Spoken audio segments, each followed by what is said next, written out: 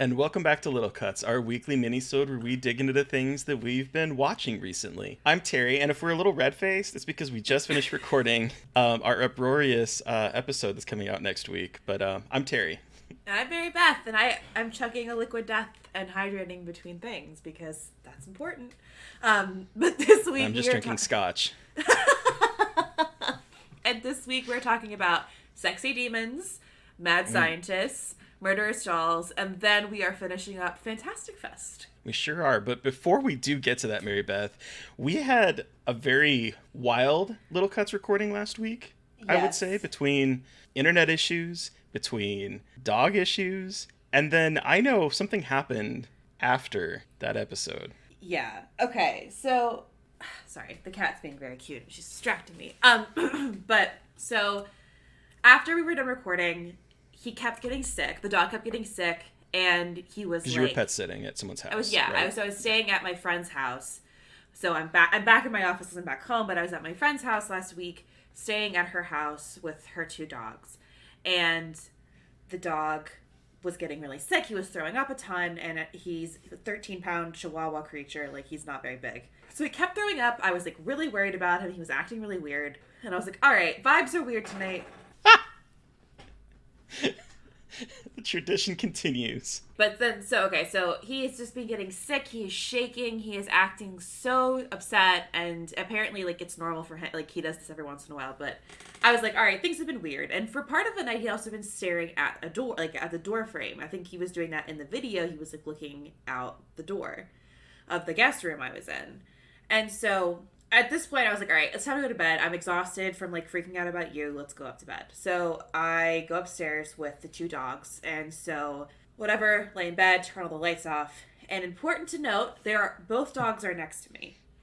I made sure of this, just so I kind of had eyes on who was where. And so the dogs are next to me, falling asleep, watching Real Housewives, and all of a sudden I hear a crash. And I was like, no, we're not doing that. I didn't get out of bed. The dog started barking, which freaked me out. But he didn't get out of the bed either. So I was like, cool, if he's not getting out of the bed, I'm not getting out of the bed. Absolutely not. I'm not gonna be that dumbass. No, like, did not. I was like, I'm not gonna pull, like, the white person move of, like, getting up to investigate. Fuck that shit. Nothing is running in here. I'm just gonna go to bed and, like, move on. So I wake up the next morning, and I was like, I wonder what that was, but, like, I didn't really think about it. And then I go into the guest bedroom, because that's where I had my laptop. And that was where I was recording, and in the middle of the floor was my fucking microphone. Both of the dogs were in the room with me. The microphone was, like, on a stand, like, on the desk, and somehow it, like, crashed onto the floor. In the middle of the room, right? In the middle of the room. Nope. I don't believe in ghosts, but nope. Yeah, I was like, all right. And I was like, dude, why my microphone? Like, why was that? Why? Like, why didn't you just, like, knock over my edibles or something? Like, why did you knock over the expensive recording equipment? Like, fuck you. And the thing you use every day, it feels like. Yeah, exactly. So I was like, well, that's terrible. So Tony asked if it was Monica, if I transferred her to you. And then, like, nothing else happened the entire time I was there. So I was, like, trying to think about what it could have been, but again, like, I made sure both of the dogs were with me, because the first thing I thought was, oh, one of the dogs knocked it over, or like one of the dogs had done something, and I was like, oh no, they're both in bed, and there's no one else here. Yeah. Nope. So, and then I told my friend, and she was like, I've never had any experiences there, and I was like, well, I don't know what it was, but just as, like, a heads up, like, they don't want me podcasting. They don't want me podcasting. So, yeah, that is what happened after that recording. So, that cursed recording, and then the curse continued. Recording. Yeah, something about the vibes or whatever the fuck was going on that night. It was bizarre. And then the next day, everything was fine. So, I don't know. It was weird. And I just want to reiterate, if you are not a patron and you have not seen that video, you really should subscribe just to be able to see that video. Because I don't think it translates as well as on audio as the images that were present at that moment. Yes. Of me on the floor cleaning up dog vomit. As Tony says in chat, chaos. Yes, it was chaos. Chaos reigns. It was chaos. But yeah, so that was that. And so, but now let's talk about sexy demons, because hopefully they weren't. Sexy demons. Sexy demons.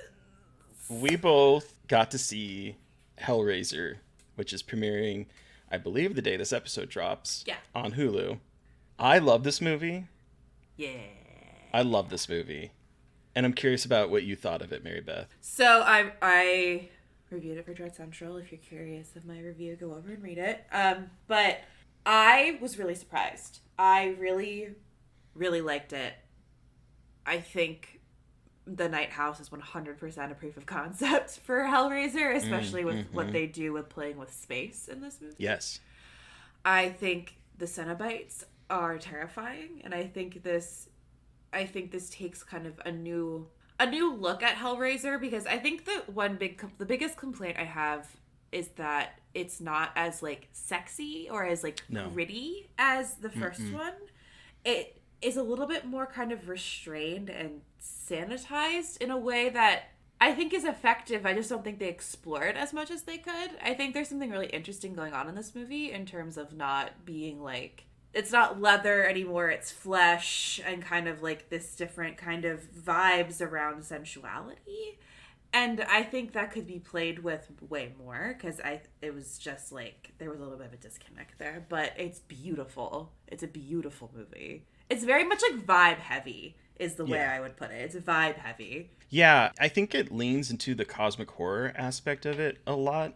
There's a lot of talk about the Leviathan and a talk about like this other world, and it really, I think, really stretches into the cosmic horror aspect and the sort of fantasy aspect that Clive Barker's known for. Because yes, he does a lot of horror, but he has like, there was a time period, I want to say it was in the 90s, when he was cranking out fantasy novels that were kind of dark fantasy, but it had like a fantastical feel to it. And I think this movie really embraces that ethos that Clive Barker brings to his work in a way that I've not seen reproduced in adaptations of his stuff. And yes, I think this movie is very shiny. It has a sheen to it. It doesn't have that sort of goopy grittiness that Frank's transformation coming out of the floor has. There's some kind of horrific moments in this of like really kind of gnarly shit, but like I don't think anything kind of approaches that sort of goopiness that I remember feeling from that first movie. But it's explicitly queer this time around. There's queer characters played by queer actors that don't feel like they're just set dressing. They actually have some agency in it. I had a great time with this one. Yeah, I did too. I think a lot of people are going to love it. I think a lot of people are going to love it. I think a lot of people are going to have a lot of opinions about it, but yeah, that's fine. Whatever. I think it is a really great kind of reintroduction back into Hellraiser, and my only request is next time let a queer person direct it. Yeah. No offense, David Bruckner, if you're not, but I think. But I think that if you like the kind of stuff that he was turning out with The Ritual and with particularly Night House, you will enjoy this one, I think. Yeah. So that was Hellraiser, which I can't wait for people to experience it, and I'm curious to hear what like a lot of people, like the majority of the population, because only specific critics have seen it right by now. Yeah. Let's transition from this to Mad Scientists? ? So this is Masking Threshold. This is a movie by Johannes Gretzenfurthner. It is weird, to put it in one word. So I bet. The movie, I first saw this movie in part at the Unnamed Footage Festival in San Francisco. It is kind of like a hybrid found footage movie where it is like a guy kind of it's basically a guy narrating his life, and it's all told in macro. So it's like a monologue going over a bunch of macro images. So it's like, it can kind of... Okay, I'm seeing a trend. So it's basically the narration of a guy losing his mind done in macro, thinking that his doesn't have tinnitus, but actually has like, is accessing a new wave of sound and the ways that things communicate and how cells communicate. And I described it on Twitter as mad scientist found footage, because it's basically the diary of a guy slowly losing his mind and committing these weird experiments in his basement. And I really liked it. It's very much kind of it's one of those movies that people be like, what the fuck is this high concept bullshit? Like, I can understand why someone would say that, because it is kind of an unconventional way of telling a story, but I really enjoyed it. So that's Masking Threshold, which is out now, I believe. Yeah, I have not seen Masking Threshold, but kind of jumping ahead a little bit, because this is a good companion piece, I have seen another one of Johannes Gretzenfurther. Is that? Yeah, Grensfurther? Furthner. I apologize for butchering that name, which played at Fantastic Fest, so we're sort of jumping ahead a little bit, but I have to, because I'm noticing a trend here, because you're talking about sort of like images on the screen as sort of like an audio. Are the images have anything to do with what's happening in the audio? Yeah. Okay. Generally speaking, yes. Okay. So I watched RAZZENNEST, which, again, is another high-concept movie by him, that for some people it's going to be like this amazing movie, and for some other people it's probably going to bore them to tears, because the premise behind it is that there's this director who is very highfalutin. He thinks he's making art, and he has filmed stock images, basically, of this location where a bad thing happened a long time ago, but he wanted to film everything but the bad thing happening. So he films a lot of like shots of scenery and of caves and of trees and of villages and of birds and of all this stuff. And so that's the images that we're seeing. But the premise behind it is that this Rotten Tomatoes critic has sat down with him to record an audio commentary with him, his DP, maybe his editor. I can't remember what the other character is. And they're watching the film, which again is just a bunch of images of scenes. There's not a single person on screen at all in this entire movie. It's just scenery. And they're recording an audio commentary. Quite possibly they brought something back with them from one of the caves that they were exploring. And as the audio commentary goes along, things start to happen. But again, we don't see any of it happening. It's all like an audio drama that is divorced from the images. Sometimes they marry up, but a lot of times divorced from the images that we're seeing on screen. Okay. And so it's sort of like if you were to listen to, what was that? What was that? Pontypool. Pontypool? Oh, yeah, Pontypool. Sort of like if you were listening to Pontypool, but didn't really have any images to go along with it, is kind of what I would compare this to. Okay. And I'm going to be perfectly honest, I was bored as fuck in the beginning. And then once, like, the supernatural element starts to, like, eke into the dialogue, I was more on board. But I'm not a huge fan, but I appreciate what it's doing. I kind of wish that maybe the images were a little bit more exciting to watch. Okay. Because I felt like it's one half of a good movie for me.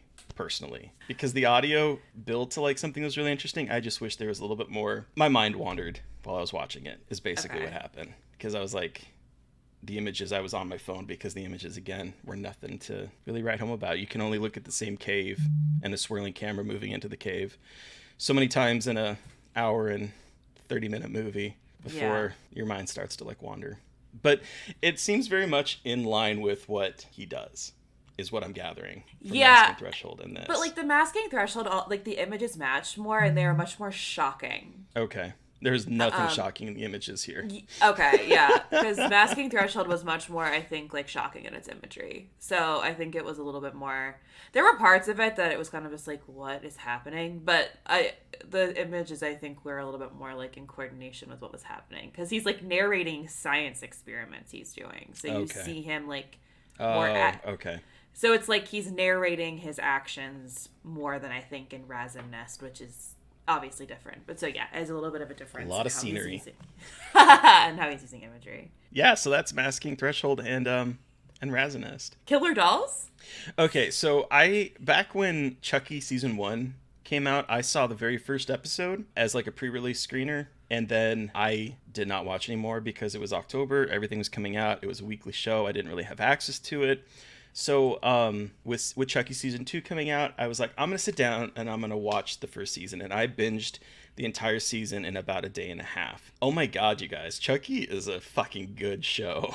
I was not prepared. So, and I know you've seen parts of it, but I was not prepared for like how much of a continuation of the Chucky series it is. Like all those movies, Curse of Chucky leads into this series, and the beginning kind of starts different. It's kids, they're like 13-year-olds, they're in middle school, they find Chucky starts to, do some killing things, and then it slowly starts to introduce all the storylines that have been kind of been percolating prior to this one. So Nico shows up, and Tiffany shows up as in the body of why am I blanking on her name? Jennifer Tilly.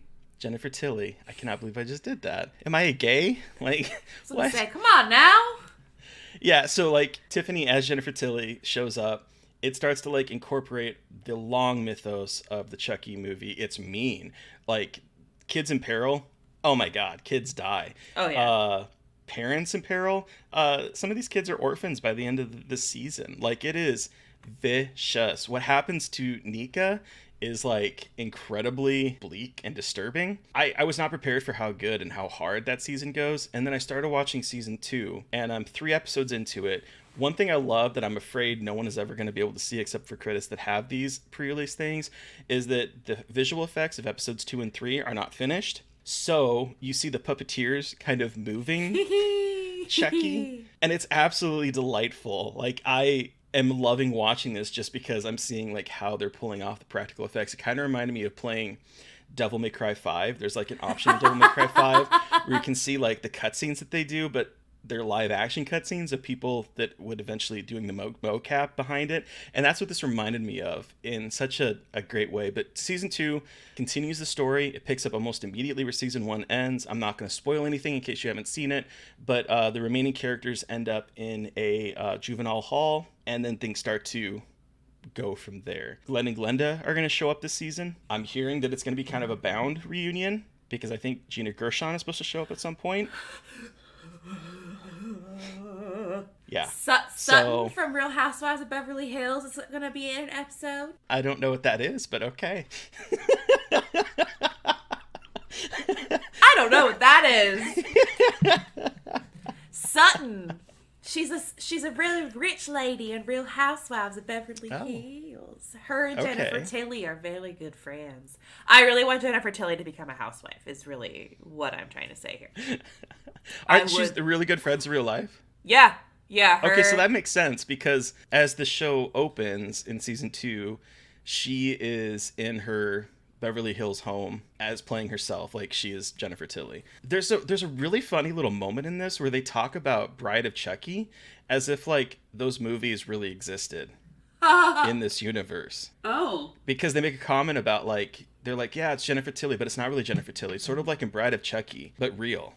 Like, there's a moment where they say that. So it's weird. Like this very meta. So I'm like, wait, how is this working? But if you're not watching Chucky, it's fantastic. The first season is on Peacock. The second season is starting to air. Well, it just started this week on USA Sci-Fi. I'm not sure. But it's really good. I really recommend it. I was blown away by it. I have to watch more of it, but yes, it's very good. The acting is incredible. The writing is incredible. The kid actors are so good. They're so good, and it's so gay. And Don Mancini really is just like that guy. I mean, come on. He's like consistently creating incredible Chucky content since the 80s. I mean, what the fuck? So it's just really cool to see it continue to be so successful, and Don Mancini has an incredibly weird, fucked up brain, and I love it. All right, so let's finish up Fantastic Fest. I already gave one of my Fantastic Fest movies up. So, Mary Beth, what have you been seeing? So I have 2 more that I watched. Fuck, I'm so sorry.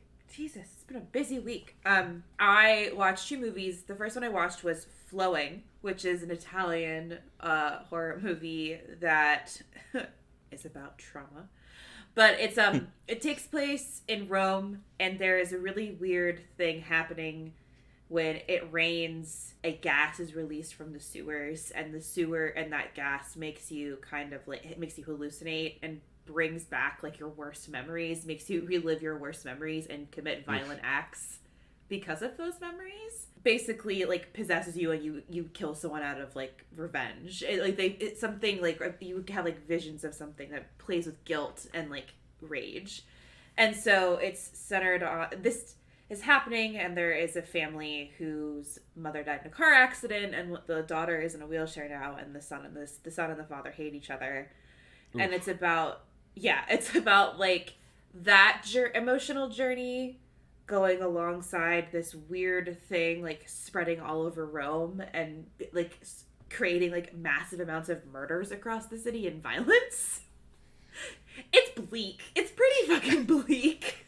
It sounds bleak. Yeah, it's slow. It's like definitely one of those movies. It's like slow, like examination of sad people, and then it breaks really bad. So it's like, in that regard, it kind of follows those beats, but I think it's done in such a way that I think it kind of makes up for the fact that it's a little slow. And I think because it's not like you don't know the gas thing is happening until you know the gas thing is happening the whole time. So there are those moments of horror popping up throughout. So it's not just like a family drama then horror, but the horror is kind of present throughout it.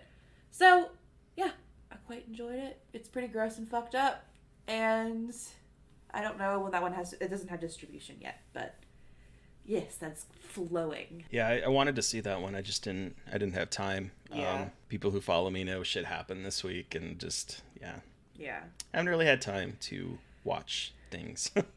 Yeah. But that one sounded really good. I am miffed that I didn't get to see it. Hopefully it plays somewhere else or it gets distribution soon. Yeah. And then what else did you watch? So the only other movie that I saw from Fantastic Fest, I wanted to see more, but just didn't have a chance. I watched Unidentified Objects, which isn't horror. It's more of a drama with some sci-fi tinge to it. Okay. And it is about a gay little person who is a misanthrope. He does not like people. He's unemployed. He is staying in his little room and doesn't want to see anyone. And one day a neighbor who is this vivacious sex worker knocks on his door and wants to use his car because she wants to go to this place where she was once abducted by aliens because they are coming back, and she has to be there at a specific time so that she can leave this planet with them. And he doesn't want to. She offers to pay him. He still doesn't want to, and then he starts thinking about a friend of his, and he decides to go on this journey. And it's basically a road trip movie of the two of them, him being incredibly misanthropic, her being like trying to find her place in this world or find her place out of this world, and them sort of like creating a friendship of two kind of outsiders that don't really have a place in the world. I was really surprised at how good it was. It really just sort of like hooked in me, and I was on the ride for these two. There's not a whole lot to it. There's a couple, instances where they run into people and they run into situations, and some hijinks ensue, but it was more of a mediation on two people who just don't feel part of the world for various reasons and othered for various reasons, and kind of finding their own tribe. And it really moved me. I really liked it. That was what I also wanted to check out, but I didn't have time. But I was curious about it, so I'm glad that you got to see it, and now I know to check it out when I see it pop up again. It was good. So you saw one other one? I saw one other one. I saw it's called NIGHTSIREN. Oh yeah. This is from, her name is Teresa Novtova, I think is her name. I apologize if I'm butchering it, but this is a if you liked Hagazusa, you will like NIGHTSIREN, I guess is a good way to start this out. This is another like slow burn witch movie, but instead of being like a period piece, it is set in contemporary times. And it's very much about this woman gets a letter about her mother's passing and goes to collect her inheritance, shows up in this, like, she's estranged from her mom because her mom was abusive. She comes back home to kind of like claim her inheritance, finds her mom's cabin has been burned down, and she kind of gets sucked into these fucked up supernatural beliefs that the villagers still have even in the year of our Lord 2022, and kind of how superstition can overcome. Like, it's a really interesting look at how superstition can kind of overtake logic, especially in like the face of in desperation. And it's gorgeous. It's bizarre. It's definitely one of those movies that, like, you'll really like it if you like it, and you're gonna hate it if you're not into it. But it's beautifully done. It's very queer, witchy, beautiful. It's like it just feels very much made by like a cool queer woman about like queer witches trying to live their lives in the woods, and patriarchal societies making their lives living hell. Like it's great. Sounds like a modern day Hagazusa. Yeah, it's basically it's very much a modern day Hagazusa. So if you like that, you'll like this one quite a bit. So it's a journey. That's Fantastic Fest. Yeah. It's over.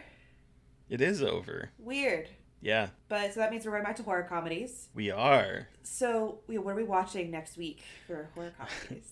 All right. So we are going to enter the 2000s, and we're going to watch Scary Movie. I'm so excited.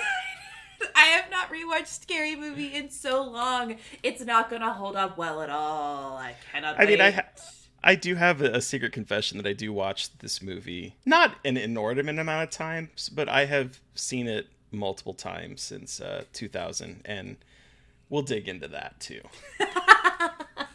I have a lot of conflicting thoughts about this movie. You know, I feel like that's probably going to be the conversation, as like, so I'm very excited to revisit this for the first time since I was like 12 years old. 12? Oh my god. I can't wait to see how many jokes I get now that I've seen it. I was 19, I think. Yeah. 2000? Yeah, I would have been 19. Yeah, I didn't see it in 2000, and I saw it later when I was definitely too young to be watching it. I mean, I think I was too young to be watching it. But okay, but what are we... I'm not going to say who we're talking to on Monday, but what are we talking about on Monday, Mary Beth, that we just finished recording? So our Monday episode is going to be a little bit different. It's going to be our 3-year anniversary clip show. So it's going to be moments that you guys have picked for us that we really love, that were funny, we're moving, we're sad, and just kind of looking back at some of our favorite moments from the past 3 years. And if you're a newer listener, or if you don't know where to start, this is a perfect way to get a taste of some of the things we've talked about and kind of dip your toes into the Scarred for Life pond. So Yeah. we're very excited. Yes. I have to say it turned out really good. It did. It was so fun. And we laughed, we cried, we laughed some more. But listeners... Fuck you, Melody. Fuck you, Melody. Listeners, you have heard from us, but we want to hear from you. Have you seen a film that we talked about this week and have thoughts? Do you have suggestions for movies for us to talk about? Send us an email at scarredforlifepodcast@gmail.com or reach out to us directly on Twitter. I am at MB McAndrews. And I'm a Gaily Dreadful. And of course, don't forget to follow the podcast on Twitter at Scarred Podcast. And please don't forget to review, rate, and subscribe, and join our Patreon, because if you were a member, you would have been able to watch us do the anniversary live. And we just dropped our second Fresh Wounds episode of The Dark and the Wicked. So check it out. Thank you to Eric Power for our artwork. Thank you to Sean Keller for our music. Thank you everyone for listening. Please stay safe out there, but most importantly, stay creepy. Until next time.